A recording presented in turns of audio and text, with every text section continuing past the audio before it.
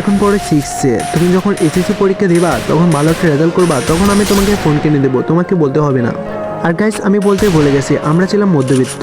পরের দিন আমি স্কুল থেকে আসার সময় দেখলাম সবাই মিলে গেম খেলতেছে। আমি তো এই জিনিসটা দেখে আমার থেকে অনেক অনেক ভালো লাগছে। আমি ভাবতে লাগলাম, ইস, আমার যদি একটা ফোন থাকতো তাহলে আমি ওদের সাথে বসে বসে গেম খেলতে পারতাম।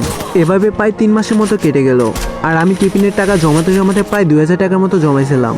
তখন আমি ভাবলাম আর কিছু টাকা হলে আমি একটা ফোন কিনতে পারবো। তো এভাবে আরও কিছুদিন কেটে গেল। একদিন হঠাৎ করে বললাম, আব্বু আমাকে 2000 টাকা দিবা? বললো, বাবা তুমি 2000 টাকা দিয়ে কি করবা?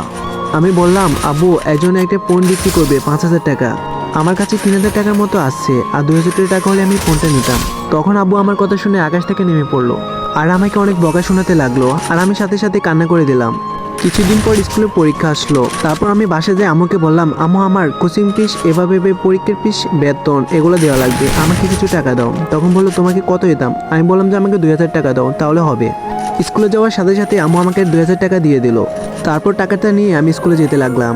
আর আমার একটা ফ্রেন্ড ছিল, তার সাথে আমি অনেক ক্লোজ ছিলাম, মানে ও আমাকে অনেক হেল্প করতো।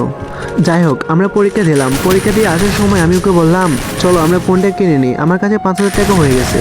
আমার ফ্রেন্ডটা আমাকে বললো, দেখো তোমাকে টাকা বাসা থেকে দিয়েছে বা স্কুলে দেওয়ার জন্য, আর তুমি নাকি ফোন কিনতে যাবা, এই কাজটা কি করে ঠিক হবে? আমি বললাম, টাকা নিচ্ছে আমি তো ভয় পাচ্ছি না, তুমি কেন তো ভয় পাচ্ছ? ও বলে,